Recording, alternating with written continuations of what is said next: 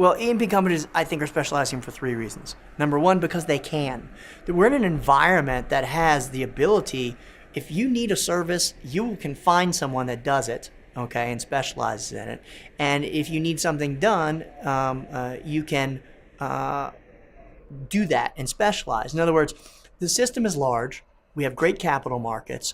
We have lots of entrepreneurs and generally free market, low barriers to entry. So if somebody sees a niche, they go get it, right? And they don't have to be working with a national oil company. They don't have to be, regulated. They can just start a normal business and do it. So we're in a space that makes that available. The second reason that we have specialization is because, well, frankly, it works.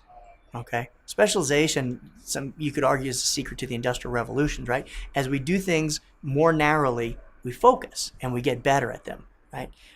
In the same way that, say, an athlete, okay, trains and trains and trains for one thing, and in the process gets very good at that, but they have a difficult time cross-training. Think of Michael Jordan in baseball. He did not do well, even though he's the world's best basketball player. So specialization works investors like that.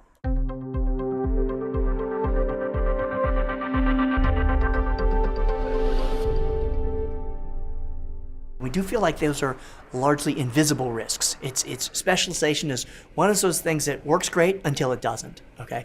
And so, a couple of the interesting risks, we have 4 or 5 of them that we think are important. One we call the hunting farmer risk.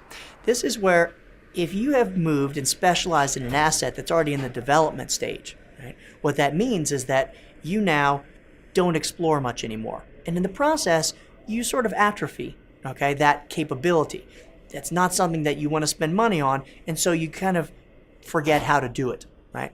And so you have a lot of companies that are focused on mature assets. They've got a lot of growth, but they're mature in the sense that there's not a lot of discovery that needs to happen. And so you have the situation where at some point they may say to themselves, oh, the cupboard is empty, I have to go hunting again, but I don't really remember how to do it. So that's one interesting risk that happens. The other one is a risk we call the apple cart risk. And the apple cart risk is anytime you have a system which is heavily optimized, everybody's specialized, it's all functioning, there's no waste, super efficient.